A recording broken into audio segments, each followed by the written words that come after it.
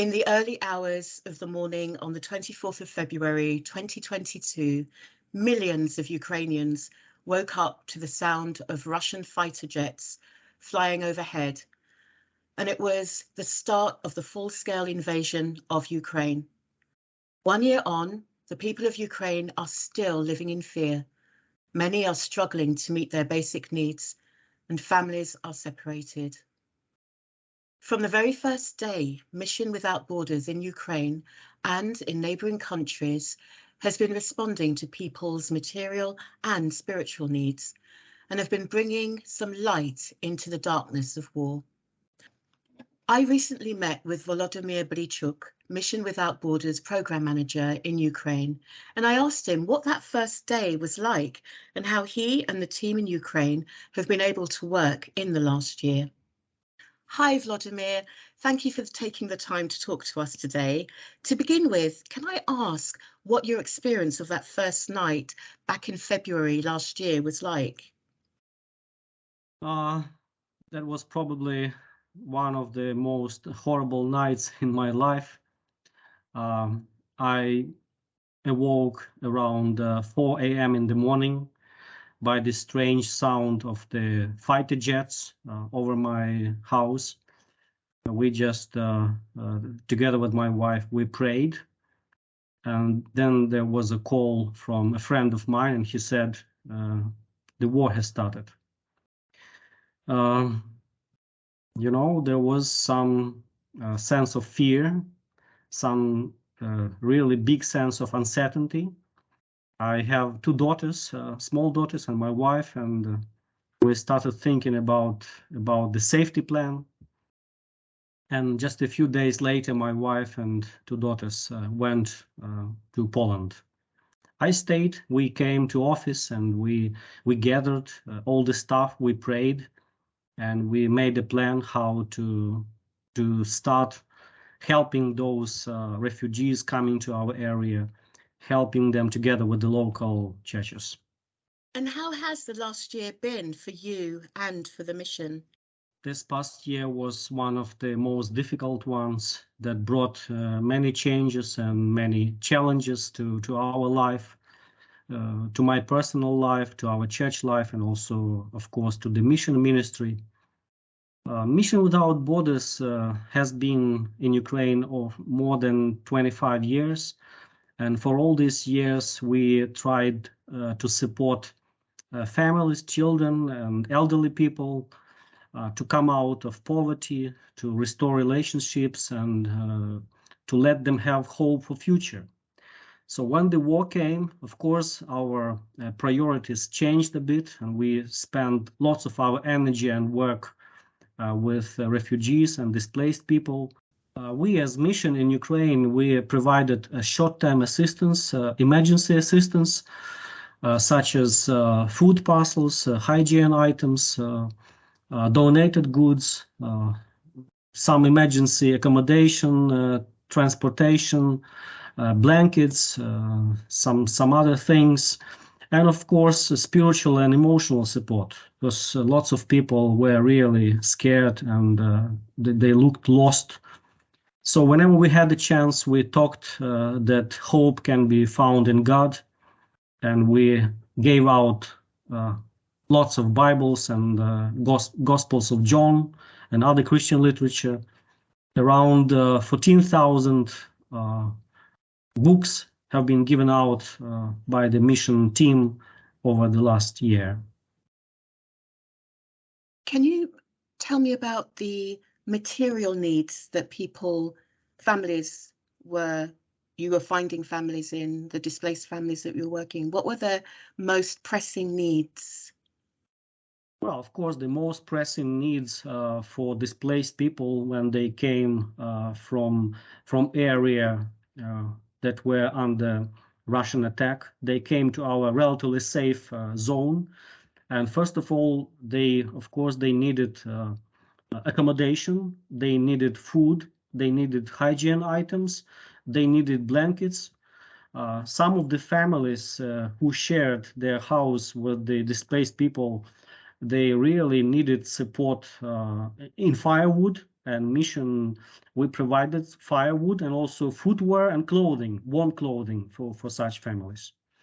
And they really appreciate us being there and sharing our resources and our hearts. Of course, when you do this thing under these difficult situations, you realize that you are doing something very important. You you realize that you are doing something eternal, and you realize that you are in the midst of God's will. I think this is the most important thing for any Christian, to be in the center of God's will. So doing good to your neighbor, being what we call good Samaritans to those in need, this is what God wants from Ukrainians nowadays. And when you do this and you feel that this is what God approves, well, you feel actually happiness, if I may say so, and fulfillment. So what was Christmas like this past Christmas compared to the Christmas before? Of course, that was the most unusual Christmas for myself and my family.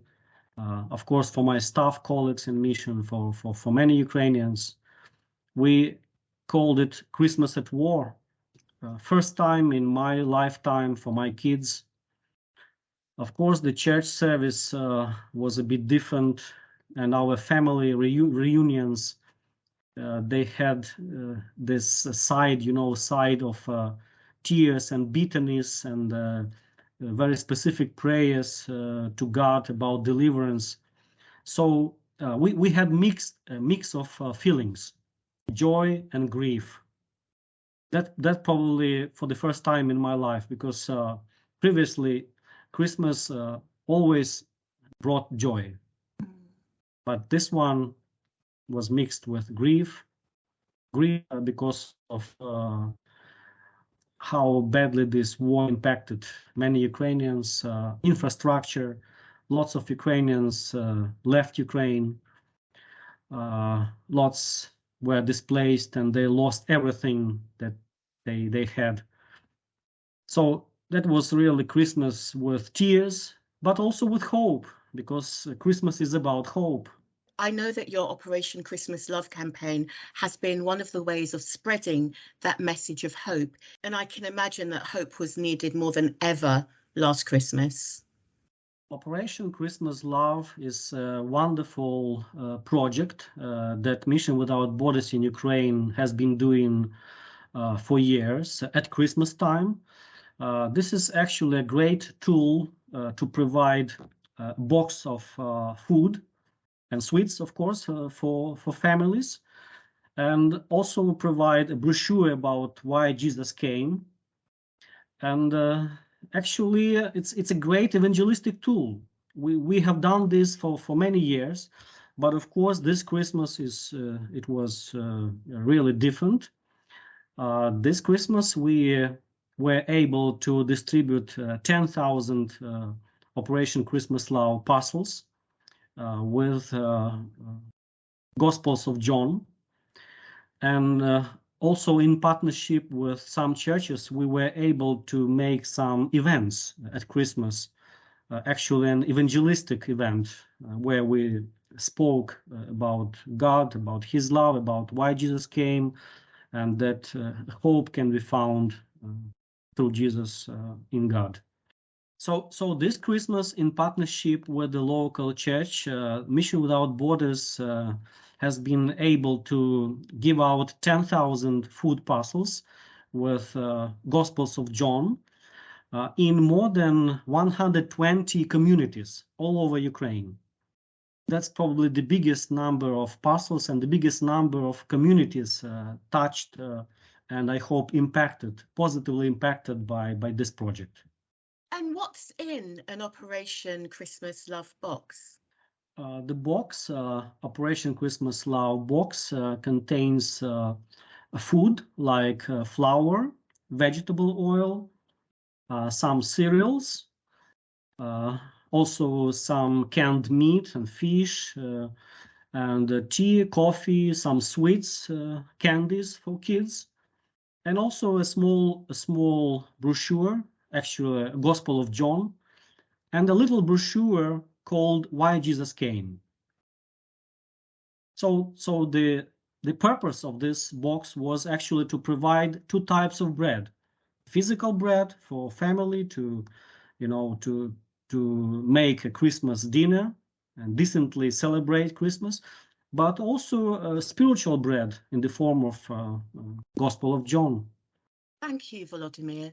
That's such a beautiful image of both the physical and the spiritual bread that you're giving. Thank you. To mark the 1-year anniversary, Mission Without Borders is hosting an online photography exhibition featuring a series of powerful and moving photographs taken over the last year that show the impact of this war on the lives of ordinary Ukrainians. Recently, I spoke with Misha Vavlyuk, the photographer responsible for these incredible images, and asked him how he discovered his love of photography. My name is Misha.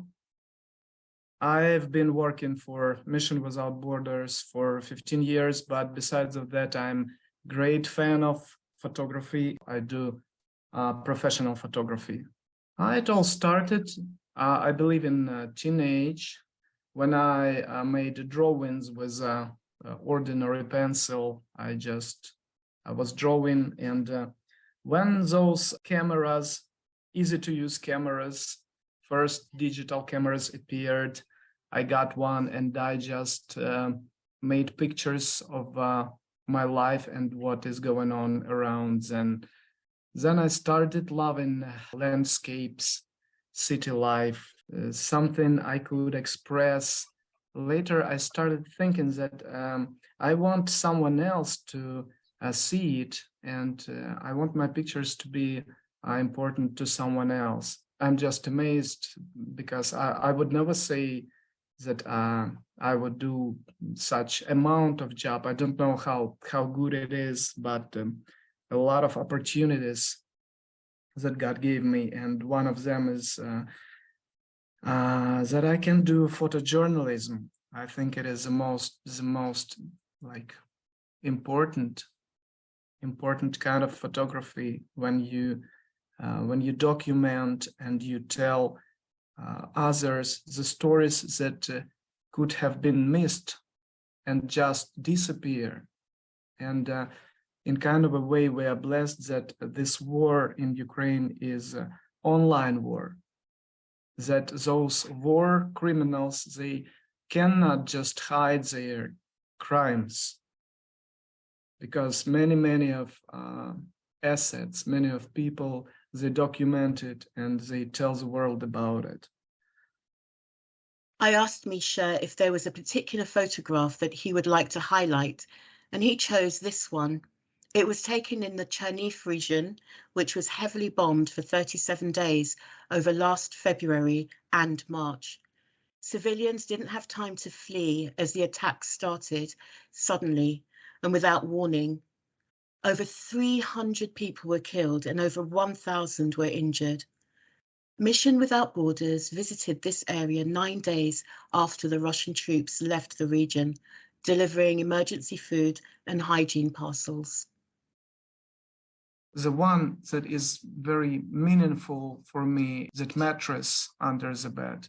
This picture was taken in a week after Russians retreated, and people there, they didn't know who we are. Are we Ukrainians or are we Russians? The family was hiding in a basement. But when it was safe, it wasn't safe. So this mattress under the bed, it was a place for games and to read books for the girl. It was a hideaway place for that girl. I just imagine how this little girl, like she's 8 years old, how did she imagine enemies, those people who were bombing? I think for her, they were monsters that hide in the dark. And her reaction, I just can imagine how she was staying under that bed, and it was a little safe place for her, but outside there were monsters. Vladimir, I know that these emergency aid trips to the conflict zones have been an important part of your response to the crisis. Am I right in thinking that before the war, your work was focused on the west of Ukraine? Yes, it is. Mission Without Borders in Ukraine has been primarily working in the western part of Ukraine. We are based in our offices in Rivne in Sarny. And of course, we have a locally employed team, and we provide long-term assistance to families, to children and elderly people, and we want them to break out of poverty. We want them to restore relationships, and we want them to have hope for future. But of course, a few years back, we started our community work in the eastern part of Ukraine, where we had 50 families that we worked with, and also some elderly people. And we also done summer camps for kids there. And it was all well. We were developing our work there until the war broke out. And then when the war came, our government ordered that evacuation had to be done. And practically all our families, all the people that we worked with, they left the area and had been evacuated. Over the past year, Mission Without Borders has done around 10 trips. Our teams went to the eastern part and also southern part of Ukraine, to the areas that were under the war and then liberated by Ukrainian soldiers. So people there were really much in need, and they really were looking for basics from government, from NGOs like our mission, and we took our chance and we provided our emergency assistance, such as food parcels and hygiene items, donated goods. So we help and tried to do and to provide lots of help for the locals. Yeah, I think Misha's photos really capture the pain and the trauma in the faces of those people. This picture was taken in a village recently liberated, and it was occupied by Russians for months. But this village is sadly known. It has bad fame of local people.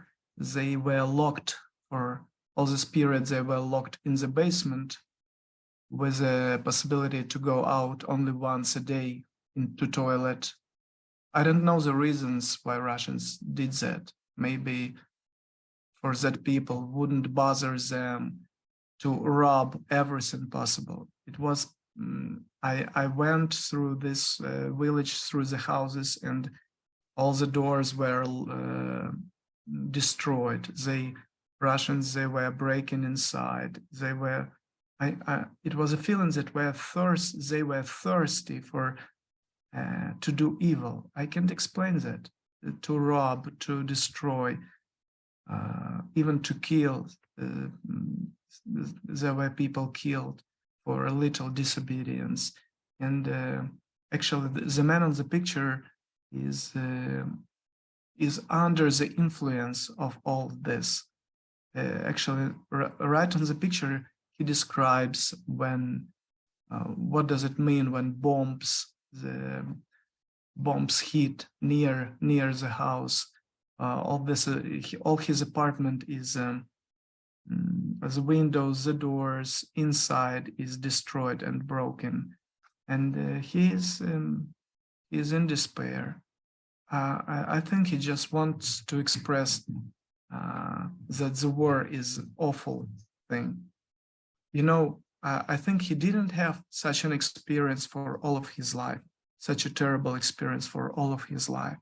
But then suddenly, that nightmare came, and it was awful months because really those people, I don't know if he was locked, but those people, they didn't have place to sleep even, because it was too tiny space. So some people, they were on their legs during the night. And some old people died there because of absence of medicine and water. So this picture tells that the war is a horrible thing.